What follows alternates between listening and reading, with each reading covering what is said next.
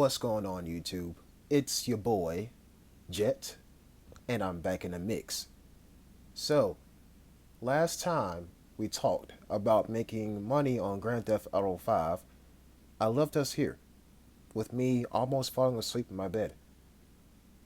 This is my hangar, and my hangar is home to the air freight business in Grand Theft Auto 5. I believe that this is probably the easiest business to maintain in Grand Theft Auto 5. And that reason being is it's low maintenance. They give you the vehicles you need to do the job, and if you have enough players, then you can actually see the progress being made in the actual business itself. So without further ado, I'm gonna sit down and I'm gonna go through it one more time, and then we're gonna head outside because we're gonna go into the next step of making money on Grand Theft Auto 5. Again, we're going to follow the same assumption that we're going to spend a lot of money now so we can make even more money later. Okay, so each source material you get 10 grand, and you have 50 crates. So 10 times, 10 grand times 50 crates is $500,000, right? But if you do happen to source more than 10 of a specific crate, let's say chemicals, you will get a bonus.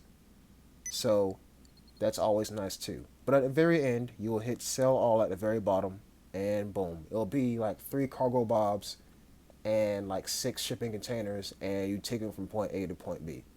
If I do end up filling up my air freight business downstairs, maybe I'll record it and put it up here just so you can see what a full function or full wholesale of a air freight business will look like.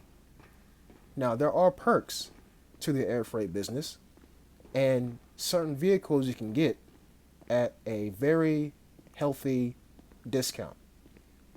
Here's a hint. There's 2 of them in my hangar.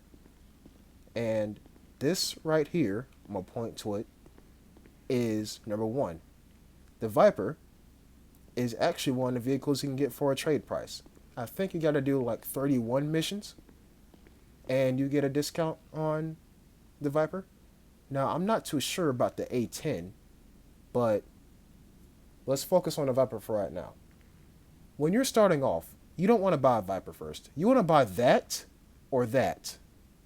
The Little Bird or the Cargobob.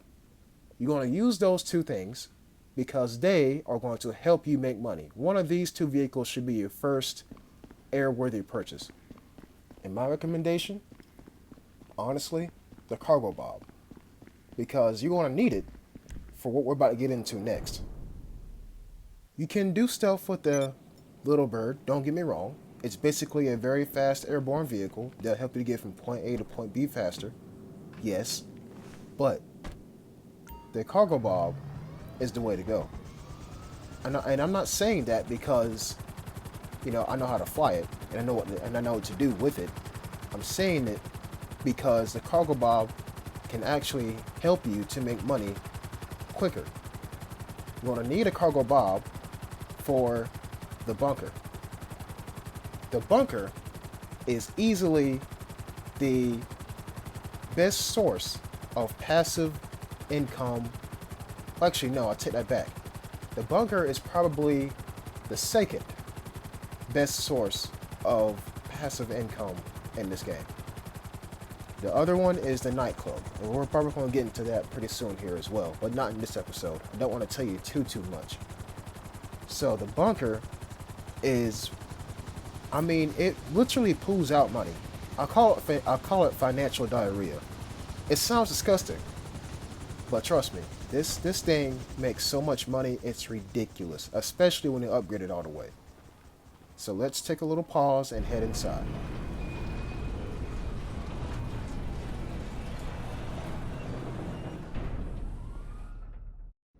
Alright, so here we are in my bunker.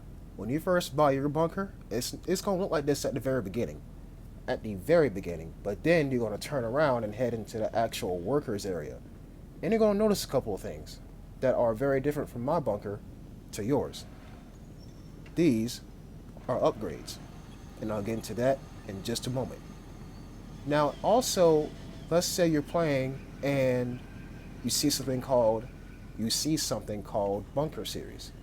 The Bunker Series is basically team deathmatch in this bunker. So go ahead and familiarize yourself with your surroundings because more times, well, not more times out of 10, eventually the Bunker Series and the Missile Base Series will come back to be double or triple money. And you're going to need to know the layout. You already have an advantage if you bought the bunker. Alright, so you buy a bunker by going over to foreclosed Maze Bank, and it's all up here. I'll filter it out so you can see it easier. And here you go. Here's all your bunkers. There is one at the very top right here, and you get it for free if you bought the Criminal Enterprise pack. But honestly, that thing is so far, and the trek from point A to point B is ridiculous. So go ahead and just save your money, and you're probably going to spend at least 1.6 to about 2.8 million dollars on a bunker. But let me tell you, it is worth it. By the way, location does matter. So if you're the kind of person who, well, if you're the player who has everything near the ocean, set up your bunker near your ocean or near the ocean. If you're the kind of player who has a lot of stuff near the city, put your bunker as close to the city as possible. Because minimize time, maximize profit. Got me? Cool. So when you do get a bunker, you'll be able to purchase something called a Mobile Operations Center. If you've ever watched Knight Rider, that's basically Goliath. You know, Goliath was that really big truck that the other guy, not David Hasselhoff, but the other dude was driving. Yeah, that's what the MOC is. Now the MOC, it does come with its own set of missions, and you can do them for money. But it's not enough money to where it's like, oh, I can do this for about 5 times out a day and not have a good amount of money. No, it's not like that. So, let me go ahead and explain to you how the bunker works. As I take a seat right here. Pull up the chair. Go on and access the laptop. So, you have manufacturing and you have research. And yes, you can see I've been doing this for a while. I've made $24.8 million, and I sold 57 times. That should tell you something. So, like I said, you have manufacturing and you have research. I am going to switch things to manufacturing. Manufacturing means you make guns. You sell guns for money. Make sense? Cool. Now, when you do sell, you have an option of a close or a far option. And the farther option gives you the most money. And right there, the supplies level, that will tell you how many supplies you have. And the stock level tells you how many guns you have. And we're going to get into supplies in just a moment. Research is, this is where you want to put your money at if you want to, I don't know, turn Grand Theft Auto into a team deathmatch across the entire map. All this good stuff, yes, these explosive rounds are pretty much S tier. All this stuff you get by researching it. And now you only get it by putting your staff to research or both. You can assign a staff to make guns and research Gatling guns and stuff like that. But as you can see here, I still have some more stuff to get. Am I going to worry about it? No, not really, because that's not my main function. Or my main objective, excuse me. So without further ado, I'm going to show y'all what a resupply mission looks like. So that way, when they do get a bunker, you will know what to expect. And no, not all missions are the same. And see here, you have different upgrades as well. Honestly, the first two is what you want to worry about. The equipment upgrade and the staff upgrade. The security upgrade, that's just an extra bill. Don't worry about it. The equipment upgrade, that pretty much just makes your guns, your stock, a cut above the rest. And the staff just means that they can turn supplies into guns more quickly. Supplies are loaded, waiting for collection. Alright, so now we're going to go ahead and start a mission. And yes, I'm going to take a helicopter to go to another helicopter. Remember when I told you that you're going to need Cargobob? this is going to reinforce my point just that much harder. So like I said, I'm going to take a helicopter to go to another helicopter. When we do get back, I'm going to run down the price with you about a bunker. And trust me, once you do get this bunker fully upgraded, this is probably like top 5, number 2 most lucrative businesses on this game. So we got the Cargobob, and we're going to take off and fetch these supplies. Be right back. Alright, so now we're over the supplies area, and this is probably going to be about 60% of all missions you do for your bunker solo. Now, I'll probably, if I can get enough time, I will probably upload videos of bunker resupply missions just as a little walkthrough, so that way you know what to expect, what weapons to bring, what stuff to bring, maybe a helicopter, maybe a jet, but then again, you're a new player, so just bring yourself, weapons, body armor, snacks, you know, the whole 9 yards, just in case. Also, there'll be some times where you don't have to do the full mission. You can just run in there and get the supplies and run. But that's beside the point. That's probably for some more future uploads. Here, we got the supplies, and we'll get back into the Cargobob. Hope we don't get destroyed. And here's a pro tip.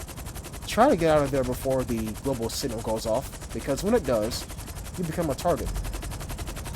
And people love destroying gun running supplies. I don't know what it is, but whenever they see that little bullet icon on the map, it's over.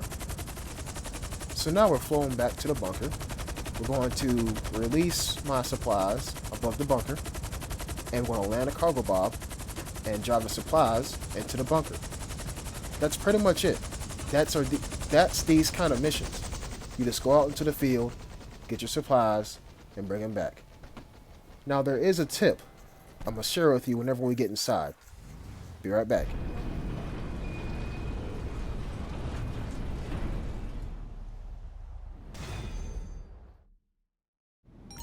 Alright, so if you look on the bottom right of your screen, you'll see my supplies are about a third, if not a quarter full.